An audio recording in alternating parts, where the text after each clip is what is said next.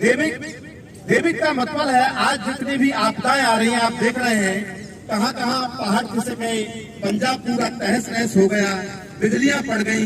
ये होती है दैविकता। इससे भी हम अपने जीवन को त्यागन करते हैं। और तीसरी होती है भौतिकता।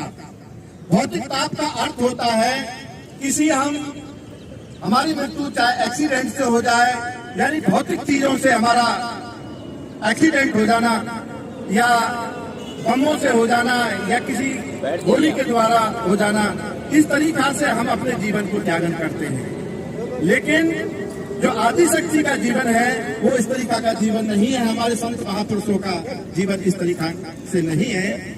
अब देखिए, जब ये तरंग यहाँ से चलती है तो हमने इंडिकेट किया दुख की तरफ में सकते। इस इंडिकेट को हम सुख की तरफ में भी कर सकते थे, लेकिन नहीं कर सकते। क्यों नहीं कर सकते? क्योंकि ये उच्च रक्तचाप के द्वारा पैदा होता है, यानी हाई है, ऊंचा है, इससे ऊंचा है। जब ऊंचा है तो हमारे जीवन में क्यों ऊंचा है? क्यों इसलिए ऊंचा है क्योंकि हम अज्ञान मस्तिष्क का जीवन जी रहे हैं। जब अज्ञान मस्तिष्क के द्वारा जब हम जीवन जिएंगे तो हमारे जीवन में पहले दुख ही आएगा।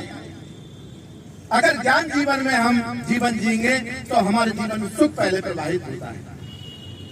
तो इसलिए पहले दुख पैदा होता है और फिर उसके बाद में सुख पैदा होता है। ऐसा हमने क्यों कहा?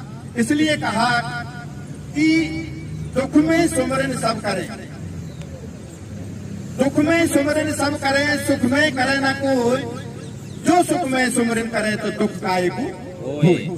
तो हमारे महापुरुषों ने बताया, जैसे ही हमारे जीवन में अनहोनी घटित होती है तो हमारी जो मस्तिष्क की तरंग है, जो हमारा अहंकार है, काम है, क्रोध है, लोभ है, मोह है, तृष्णा है, ये नॉर्मल होना शुरू कर देती है।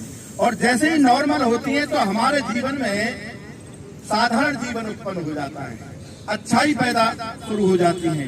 जैसे ही अच्छाई नाम की तरंग पैदा होती है तो ही हमारे जीवन में सुख पैदा होता है।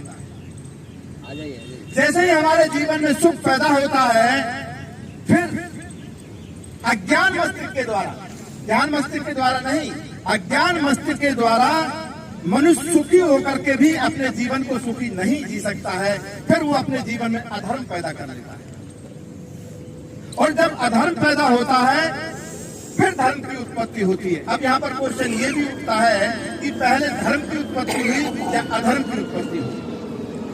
तो मेरे भोले साथियों, पहले हमारे जीवन में कभी ना कभी अधर्म की उत्पत्ति हुई, तब हमारे जीवन में धर्म